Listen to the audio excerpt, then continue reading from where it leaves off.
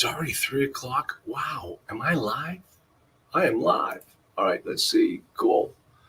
All right. All right. We're going to let it start. Syndicator's favorite. Okay.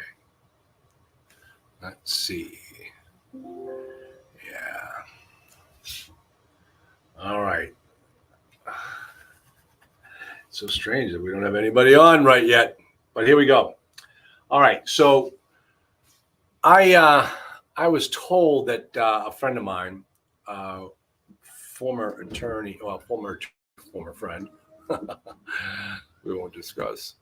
I'm trying to get my camera just right. She sent me a text saying, "I just got interviewed by the Real Deal." I'm like, "Oh, all right, good for you." And then I just found the article that she was quoted in, and I'm going to read it to you. And comment on it because it's powerful stuff. It's from The Real Deal, and it's written by those two women, Suzanne Kavanaugh and Isabella Farr, who always do a great job in the multifamily space. They are always on. They're the ones scooping everybody else. They have great articles, great information. I love it whenever they come out with something. So this time they decided to do an expose on Regulation D. And the way they call it, syndicator's favorite tool for favorite fundraising tool, Regulation D, could open them up to fraud suits. Okay, ladies, that's not news. That's no scoop, but it nevertheless is a very good and informative article. And let me run through it with you. When federal regulators charged John Kralik with securities fraud last month, the allegations boiled down to one blunder. The sponsor pitched investors on one thing and did another. Okay? The head of JKV Capital, look it up, folks. Go ahead, do a deep dive in this one.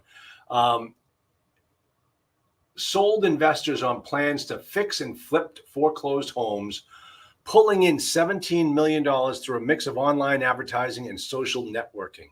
He then spent the money on a Mercedes-Benz, a vacation in Cabo San Lucas, and swimming lessons for his kid. A lawsuit filed by the Securities and Exchange Commission claims. Fraud happens every day, but Kralik's alleged wrongdoing is unique to this cycle.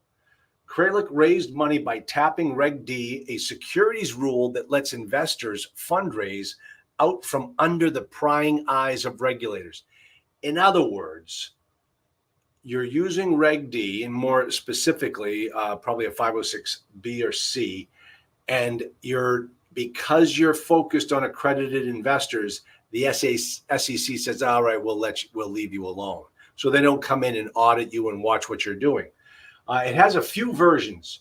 Kralik used the latest edition, legislation passed in 2012, that allowed crowdfunders to advertise investment opportunities online.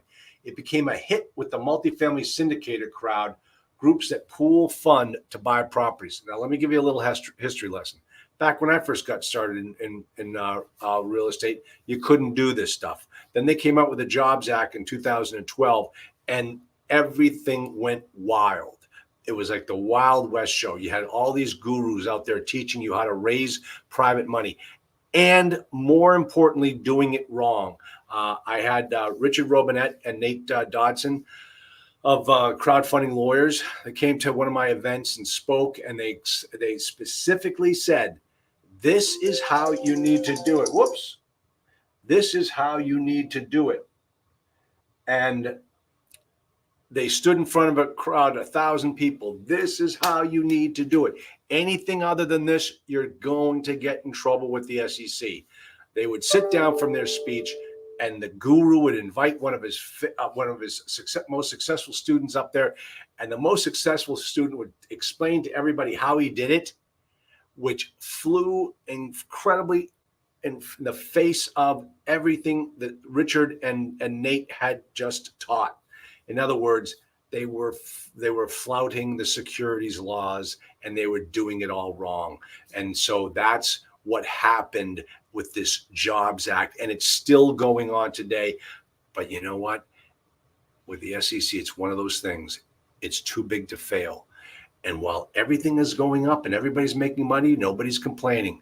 But now things are starting to crash. And this is where you're going to start to see the SEC coming after these guys and charging them with securities violations. The rule spawned a new generation of crowdfunders, investors who pounced on rising rents and low interest rates to do billions of dollars of deals throughout the pandemic. Remember 2001, 2002? But those boom times have passed.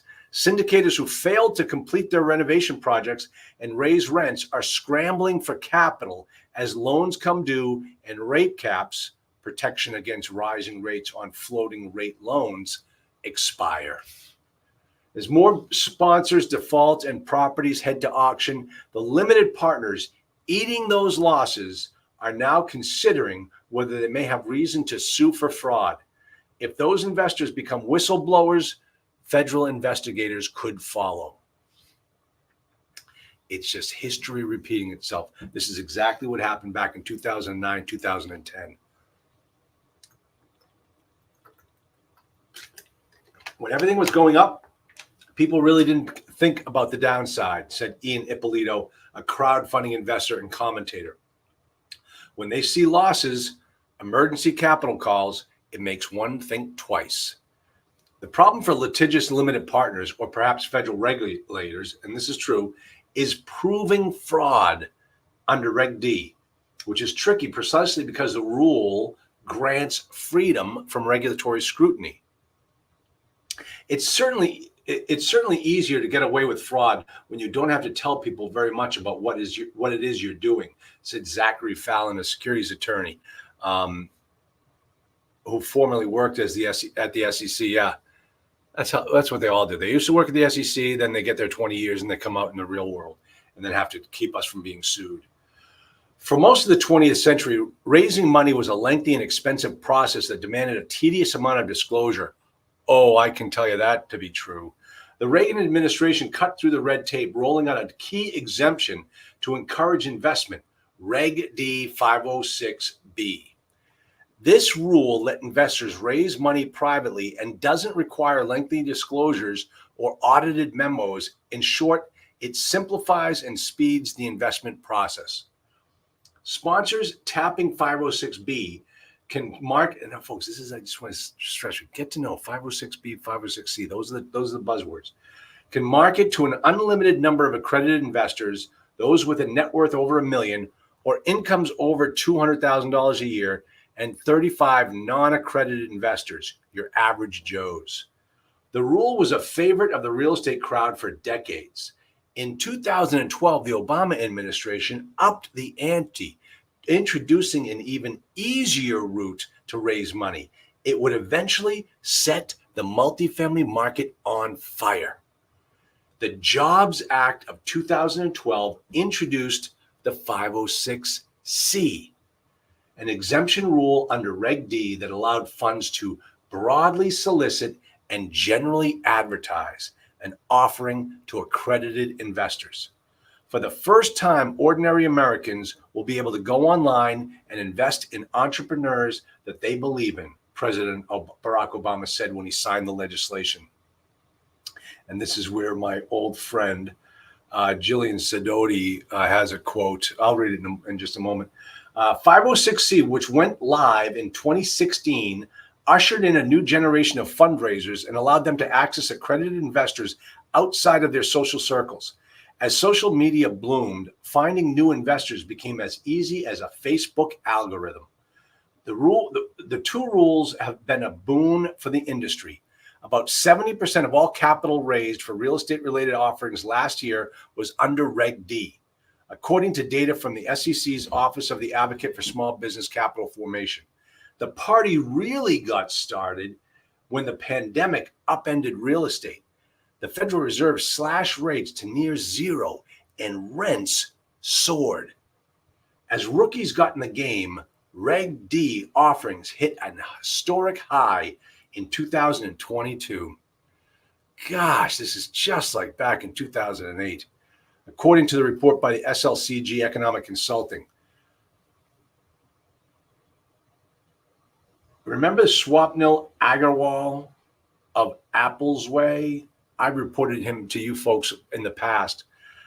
He tapped both Reg D rules to raise capital through 48 separate funds between 2020 and 2022, according to SEC filings. A GVA, that was the name of his company, amassed, no, he was Apple's Way. No, I'm sorry. I'm getting the two guys mixed up. Jay Gajavelli was Apple's Way. Swapnil Agarwal was GVA Real Estate. Folks, in 2 years, he raised $277 million from limited partners, some of them unaccredited in 2022 alone.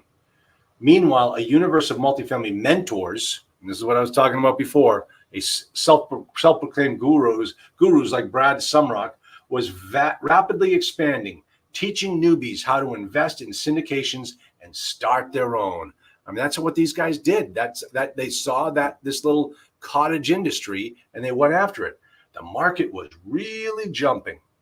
In 2021, Jay Gajavelli, the brains behind Apple's Way, notified the SEC that he had raised about $8.4 million for one of his companies. It was a 506B offering. Gajavelli had handed out private placement memorandums, a document outlining the deal to investors.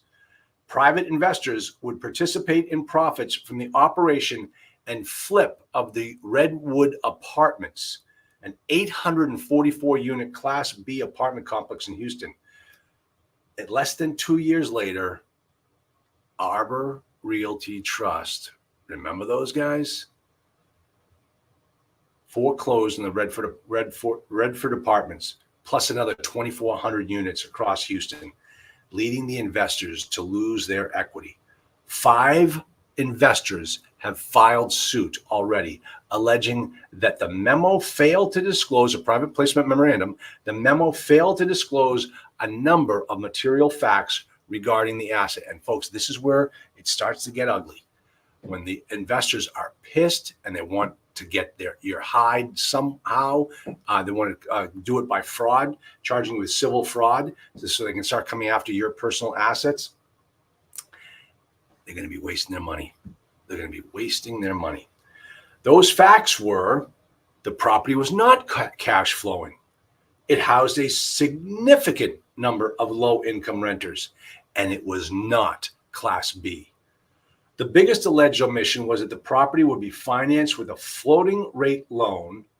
The biggest alleged omission was that it was going to be financed with a floating rate loan from Arbor, according to the investor's suit, which has since been settled. Boy, I wonder how it was settled.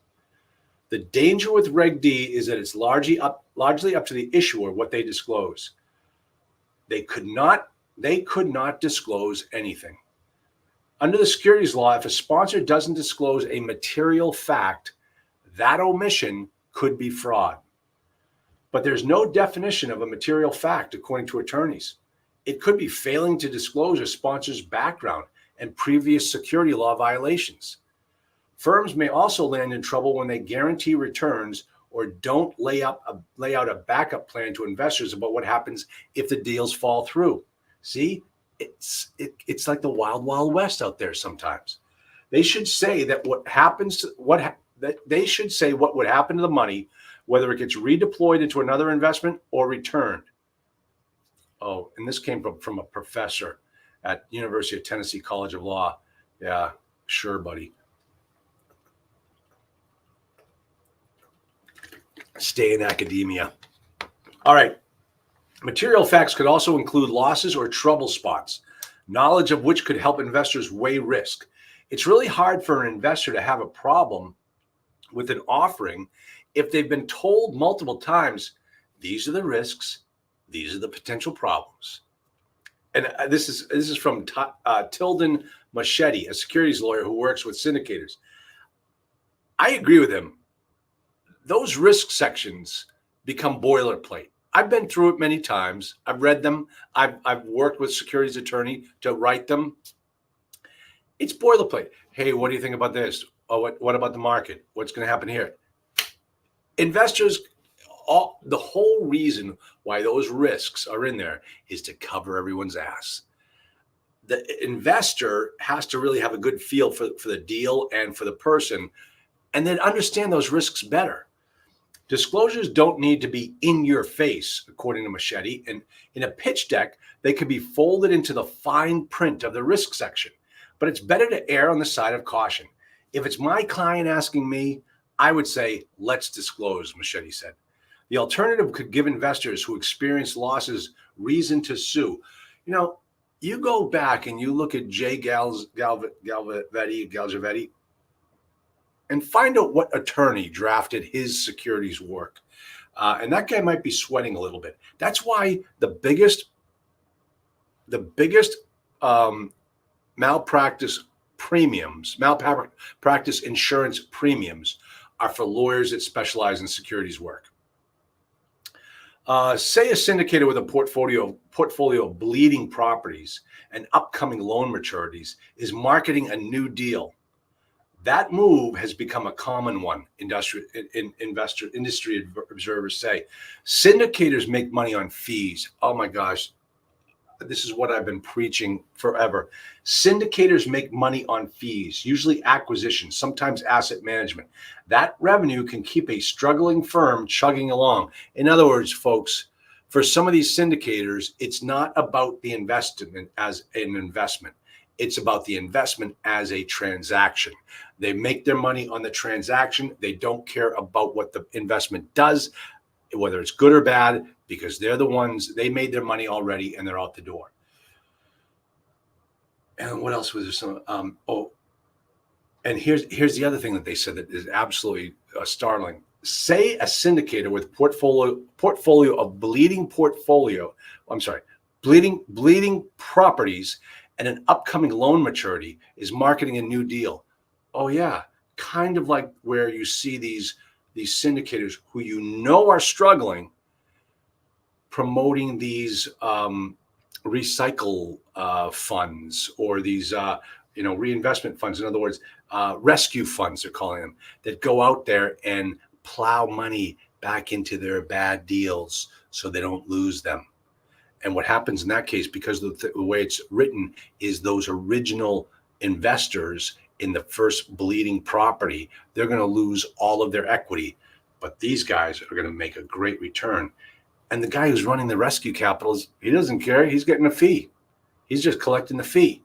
It's unbelievable because there's obvious fraud going on there. And because the only way that the syndicator can promote those returns for the people on the rescue fund is by wiping out all the equity of the people on the bleeding property. Where is that disclosed? Where is that disclosed? But the syndicator should give investors some sort of a heads up, either in the pitch deck or a private placement memorandum, that its properties are distressed. If limited partners know the nitty-gritty, they may think twice about giving money to a firm that hasn't been a great steward of others' capital, the attorney says. If the limited partners who do invest in the new deal ultimately see their equity wiped out, they could have cause to sue on allegations that disclosures around the firm's performance omitted material facts. These are the lawsuits that are coming. This is what's going to happen. If I see real estate firms continuing to buy properties and continuing to take in acquisition fees, but then you have this other deal over here failing, said Jillian Sidoti. I don't know if those deals are fraudulent or not without really digging into the paperwork, but I wouldn't invest with them. It's when times get tough and firms recommit to making things right for investors that they often run afoul of securities laws. Okay, this is interesting. Listen to this. When operating expenses ballooned at Kralich's JKV Capital, Kralik allegedly started funneling money from private offerings into the business to keep it afloat, according to the SEC's complaint. The intentions at the beginning are good, and then there's some form of panic, said Sidoti.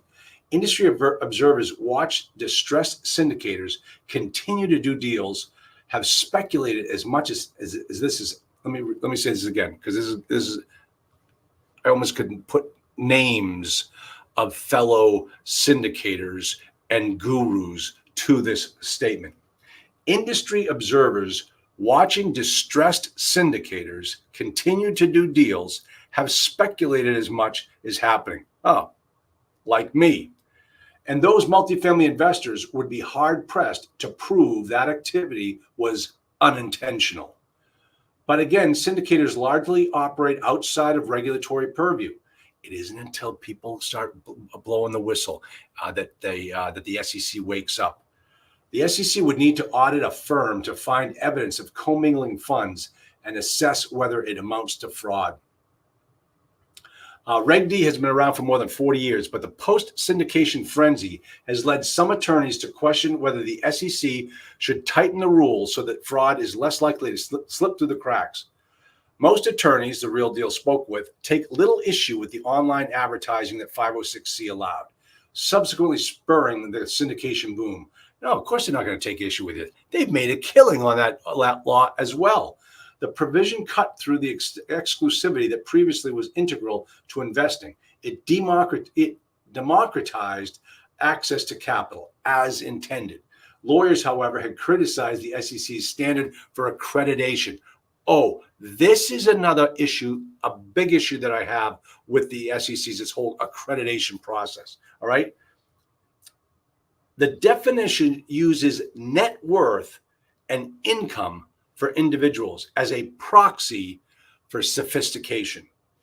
The idea behind these thresholds was that these folks can essentially fend for themselves and wouldn't need the protection of disclosures, Fallon said.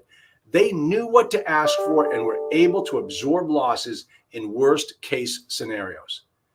Hemingway, the University of Tennessee law professor, criticized the proxy, saying one does not always mean the other. Having inherited a lot of money and now you're a multimillionaire does not make you an accredited investor or a sophisticated investor. It just makes you rich. And if you lost all your money because the government, raised all the interest rates and you didn't see it coming, one day you're an accredited investor, the next day you're not. Oh, you must have lost a lot of knowledge during that period of time, but you don't. There are a lot of rich dummies and a lot of poor smart people. The definition doesn't account for that, Fallon said. The income threshold for accreditation has not changed with inflation. The SEC is considering updating the definition of an accredited investor to improve protections for investors. I got a better idea. I heard this the other day, and I think this is what needs to happen. Every other industry, every other specialty, every other occupation, virtually every occupation, we have some form of accreditation process. And, if you're a real estate agent, you got to pass a license. You may never sell a house, but you've proven that you have the knowledge. A bar exam, you're taking the bar exam, passing the bar exam. You may never practice law, but you can be a lawyer. Why can't the accreditation process be a test? Put out there a test, make sure everybody understands what they're getting into, and then let them make their own decisions. That's what I think the accreditation process should be. Now, it says once losses come to the surface, experts say the SEC is more inclined to tighten and warn the public. Yep, they are a lagging indicator, and they are certainly not a leading commission. The commission, which did not respond to a request for comment, takes tips on fraud. Most of them come from disgruntled investors, former business partners, or employees. Investors can also notify state securities regulators. If investors pipe up, regulators could probe syndicators' operations, asking if funds arrived at the right places and whether firms accurately and completely conveyed their deals. But investors are reluctant to speak about losses. Losing money, especially money that was set aside as savings or retirement, can be humiliating. They feel like they've been abused, and that sense of being abused can lead them to shame. There is a resistance to talk. Let me see. Let's see.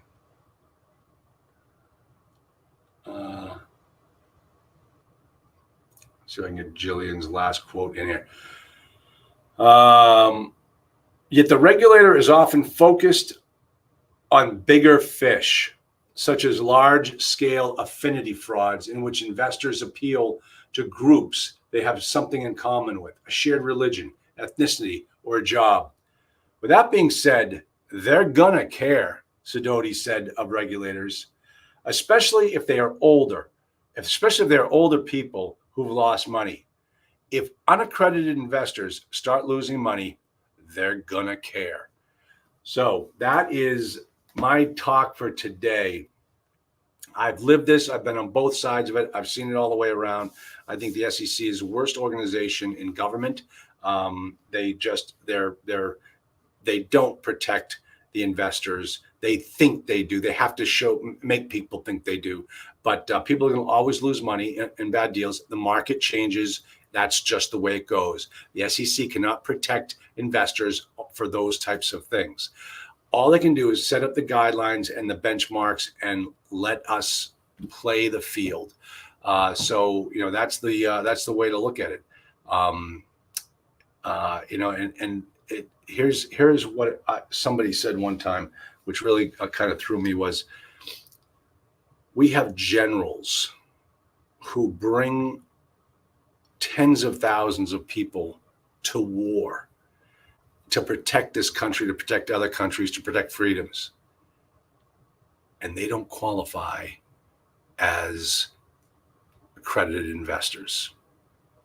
What's wrong with that picture? All right, folks, great to see you all. If anybody has any questions, I don't see any questions, no comments. Very quiet today. You folks are quiet today. Thank you very much for the thumbs up. If you have any questions, check it out. My Crexy website where, hey Ray, how you doing?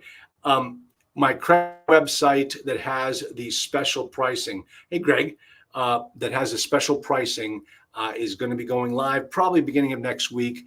It is, as I found out, I'm offering it at such an incredible discount that you have to take advantage of it. I'm almost a 33% discount off of retail. So when that gets set up, I will make sure that we post it here and you can all have access to it. You bet, Jay. And then the other thing is, we're going to have a webinar coming up regarding the closing of our hotel conversion opportunity. We still have room to get in. I will make sure we advertise that and we can see it next week. I'll give you the dates and times for that as well. Thanks, everybody, for coming. Great to see you. Have a great weekend. I know I will. I'm flying out tomorrow morning to Washington, D.C. to play golf on Saturday and Sunday with my son. That's going to be a great time. Thanks, everybody, and we'll talk to you later.